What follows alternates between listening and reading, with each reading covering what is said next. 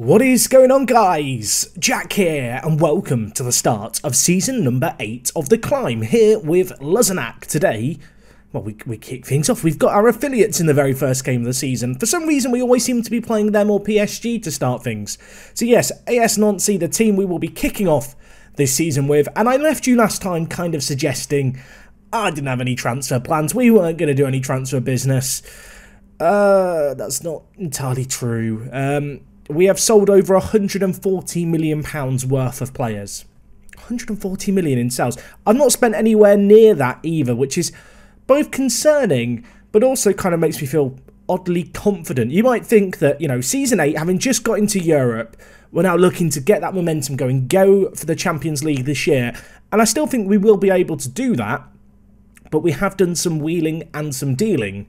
And financially, we look in a good spot. Now, you might think, oh, £147 million, you must have sold some pretty important key players. And to be honest, besides perhaps two, both of whom I think I've replaced pretty well, I have mostly been just getting rid of scraps and players who I don't entirely think fit into the team. So yeah, here are the transfers ins and outs. As you can see, we have spent 45 million, but by comparison to the outs, it's pocket money, isn't it, really? And well, there is one sale that dominates this chart, and it is Javi Simmons, who has gone to Tottenham Hotspur. He has gone there for £55 million. 40 million of that is paid to us already. We get another 15 at the end of the season. Ultimately, I just decided that 55 million was a bit too much. It makes him a club record sale. He eclipses Kahinde's fee. And yes, he had a pretty good season, but I feel like, as we showed with Kahinde, we're more than capable of bringing in a replacement, and I've already got a couple of replacements in for a fraction of the cost that we got Simmons for. So yeah, a very short-lived time here at the club, but £48 million in profit made.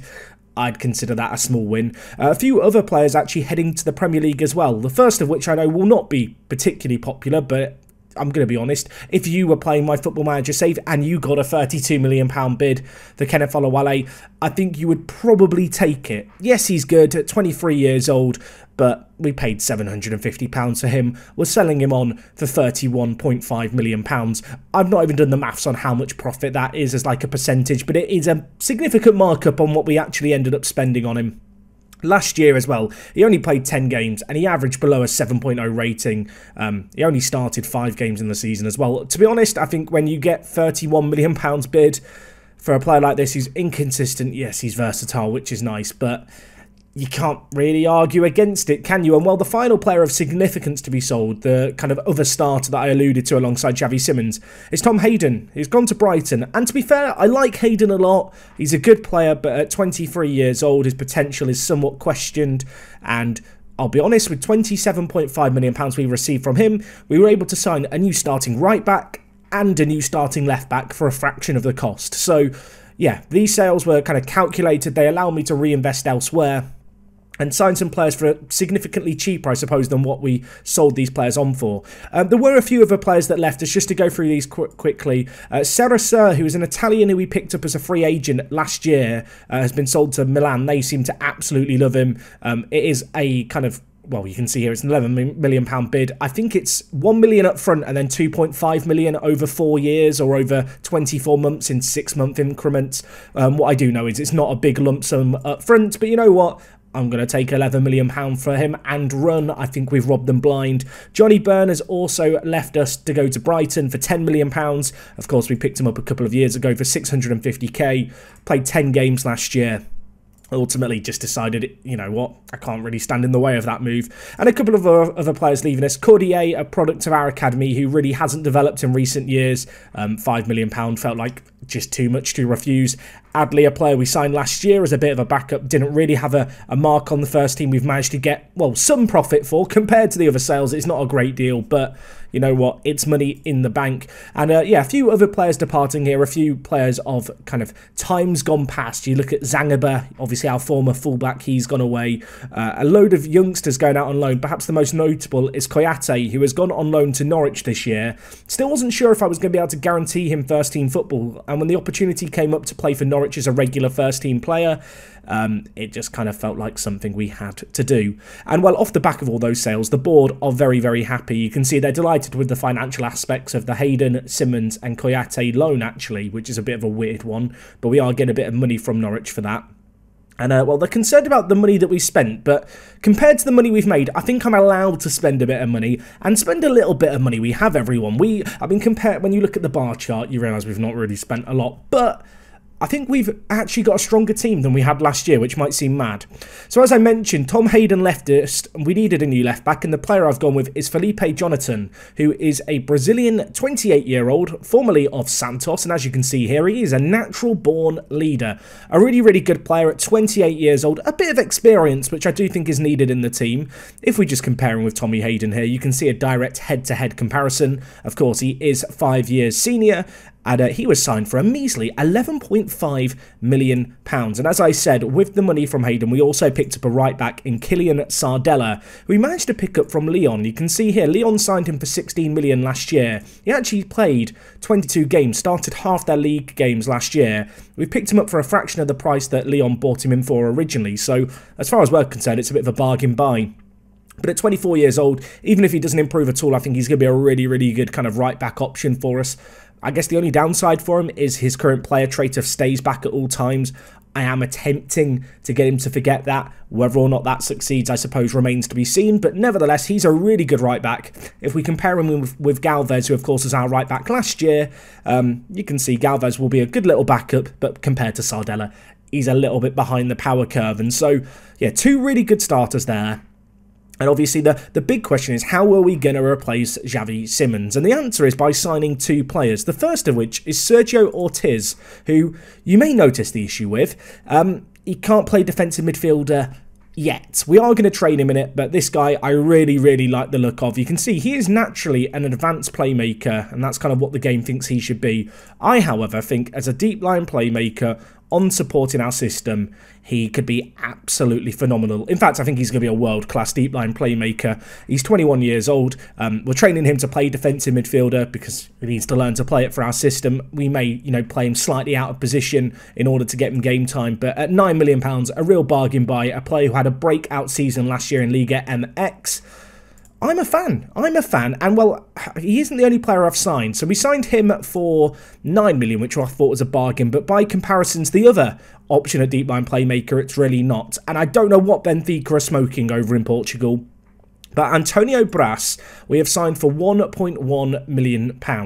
And similarly to Ortiz, actually, this guy is a centre-attacking mid by trade. However, as a kind of defensive deep line playmaker option, he can play defensive mid. And here's how he shapes up. He's only 19 years old, Antonio Bras. 19 passing is absolutely phenomenal. Fantastic vision as well. Great work rate, great teamwork. First touch and technique is superb as well. We've got two really good deep line playmakers here for less than £10 million. And, well, just to compare him to Javi Simmons here, kind of head to head, you can see while Simmons perhaps has the edge on the physical side of things, I think you can make a pretty convincing argument for Braz being a significantly better upgrade both mentally and technically for an absolute fraction of the cost. 1.1 million. Last year was on loan in the Premier League. In fact, the year before last, he was on loan in the Premier League. Last year, he played a few games for Benfica and didn't really shine. He will start ahead of Ortiz this year, but as Ortiz learns to play defensive midfielder, I expect these two players to really be fighting it out, I suppose, for the deep line playmaker role in the team. Anyway, a couple of other players worth mentioning. Nsocki joined us as a good little backup left-back option. I see him as kind of a fourth or fifth choice centre-back in the team and also a third choice left-back. Paid a significant amount of money for him, really, £7 million splurged. But ultimately, I wanted to get in some quality French players. He ticks the bill. He's 27 years old, 14 determination, a little bit of experience in the team. And yeah, he ticked off a few boxes in terms of a position we were lacking in the team. We also have this guy, on my word. We need a nickname, Lawrence. We'll just call you, it's easier. Vanden Dresheshe. That just sounds like I'm speaking Russian, doesn't it?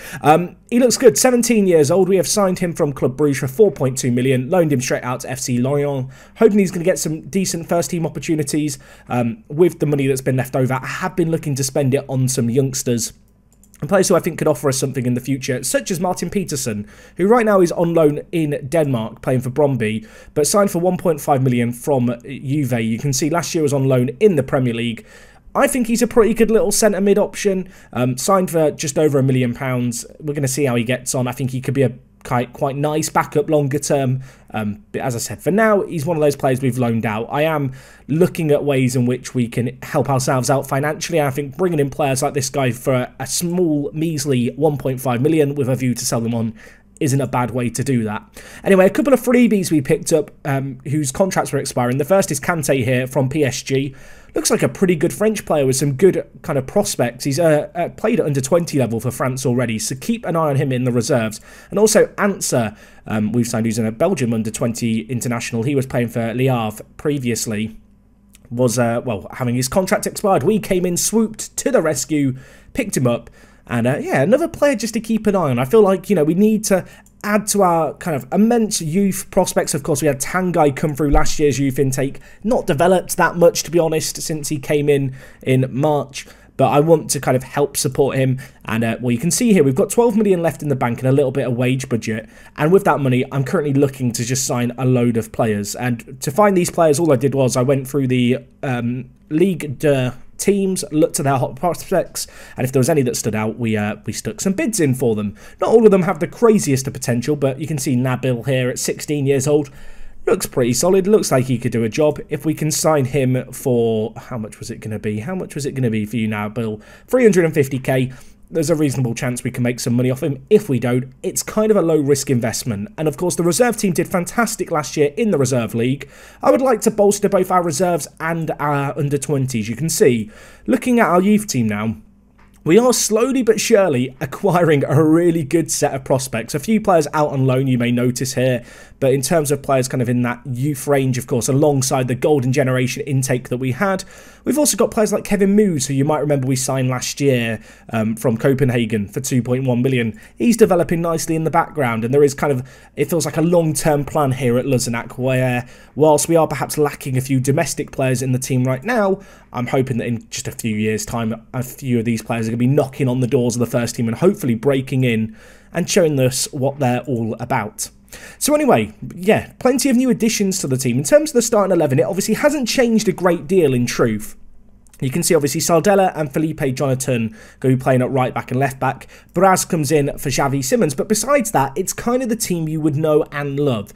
It is worth noting that today both Ari and Marlon Adriano are suspended, so there is a little bit of change needed.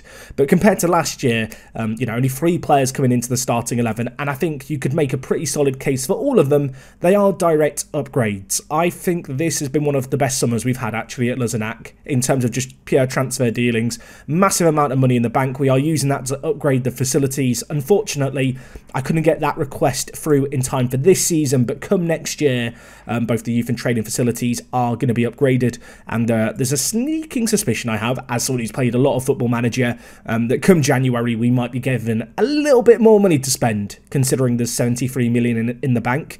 But of course, it's going to be a tough year this year in League, but also in the Europa League. For the first time in a while, we are going to be juggling European football and domestic football, which is going to be a little bit of a challenge. The group stage has not been drawn yet, but I can pretty much assure you that tomorrow we will have the European debut, whoever we are playing in that first Europa League group stage game, as the live com. So anyway, let's get into today's game. Just in terms of board expectation for this year, they want Europa League football or Euro 2 football.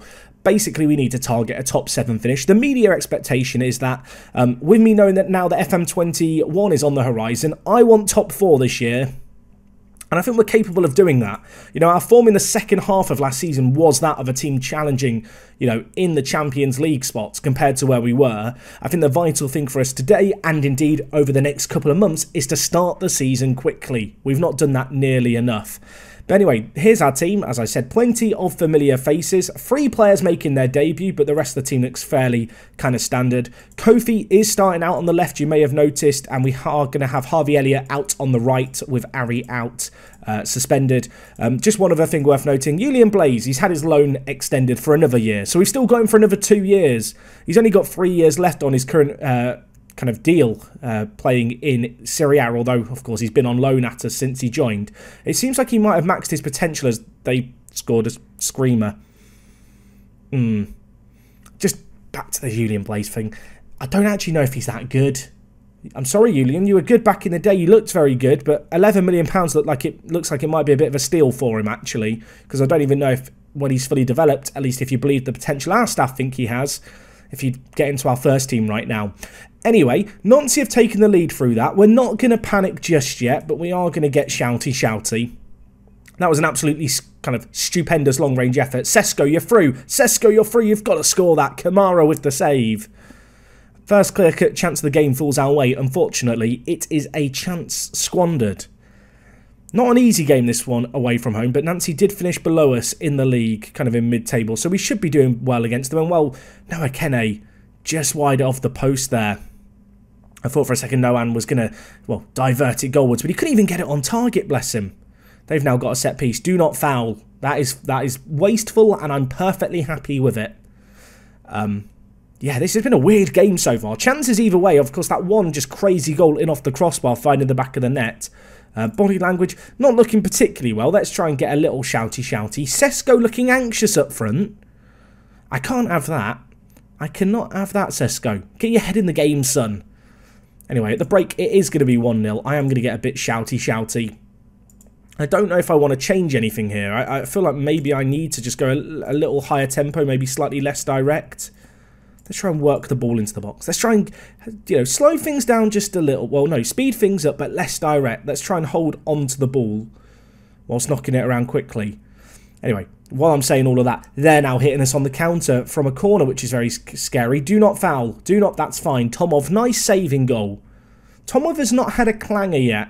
I don't want to jinx him, but he's not had like a goal that he's conceded where you go, right, he needs to be dropped. Which is rare for a Football Manager goalkeeper. Anyway, we've been pretty poor here. What are our backup tactics here? Do I go to the 4-4-2? This is kind of a tactic that I think is the kind of super, we need to chase the game, let's try this formation. You know what? I'm going to give it a go. Huskaric, come on down for Lopez, who today has been very poor. To be fair, Kofi's been shocking as well. Oh, do I give a debut to Ortiz? I think we do. The nice thing about Ortiz is, although we've brought him in, obviously, to play deep line playmaker, and he's very good there, actually, as a striker, he's blooming good as well. You could argue he's better than some of our other strikers, the 21-year-old Mexican. We're going to give him a nod today and see what he can do. What I will say is, this season, compared to any other season, we have so much more squad depth on the bench. Got one last sub in our back pocket. You know what? You know what, James Connolly? I've been keeping an eye on you. Former Scottish youth international has now decided he would prefer to be French. We're going to bring you on, James. We're going to bring you on. Box-to-box midfielder. Kene, get off the pitch. We need a goal, everyone. We need a goal. I'm going to go more attacking as well, as they have a set piece. Free kick whipped. Oh, my word. Has that gone in? Oh, my word. What an insane free kick. I mean, I'm annoyed because it's gone against me. On the other hand, they've scored two absolutely ridiculous goals here. Look at the curve on that. Oh, you could have put it in a better spot. You could not have put it in a better spot. Well, we need 2 goals now, everyone. The situation has changed a little. I feel a little hard done by with the nature of the goals that Nancy have scored here, but we've not looked immense. We have, however, got a set piece here, and it's going to be Connolly over it. What can he do? He whips it in. It bounces in the box. Marsden's there. The keeper tips it wide. The second clear-cut chance of the game comes our way, and we've missed 2 of them.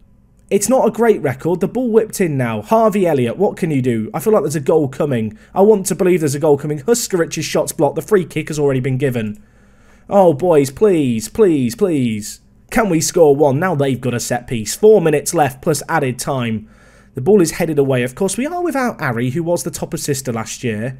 And I do feel like at the back, Antonio, the Brazilian centre-back, is a miss. Soleil obviously comes into the team. I'm not overly convinced by Soleil after last season anyway. And he's not really done anything today to endear himself to me. And well, Josh Mush has now scored. I mean, I came into this season with all this optimism. And I don't want to overreact. This is awful as far as results go. We've had more clear-cut chances. They've not actually had one. But ultimately, they've got goals. We haven't.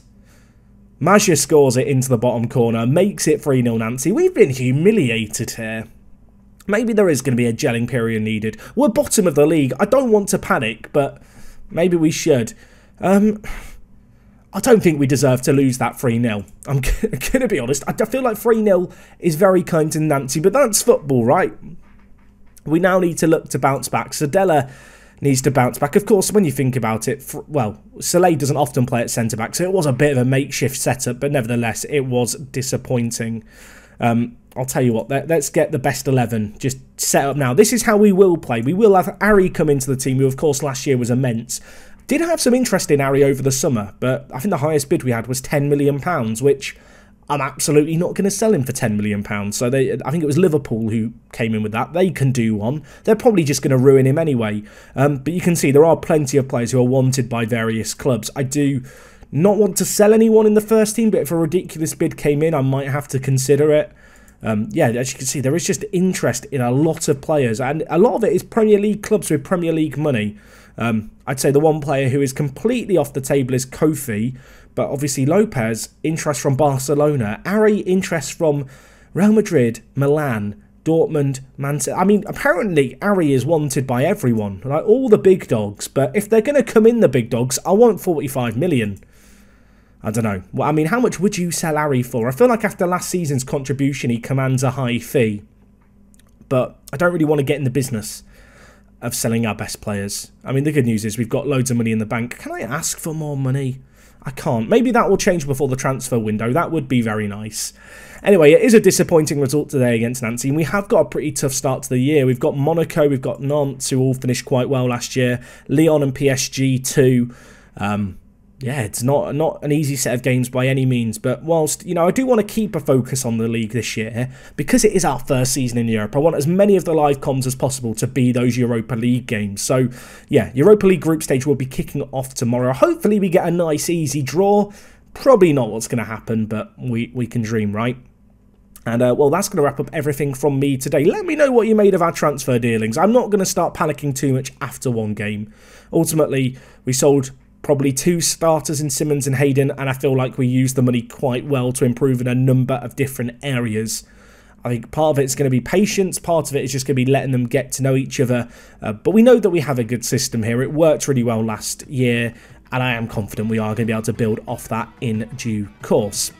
So yeah, that's everything. Thank you for watching. I will see you guys again tomorrow. It is me, Jack, and I'll talk to you guys in a bit. I'm out.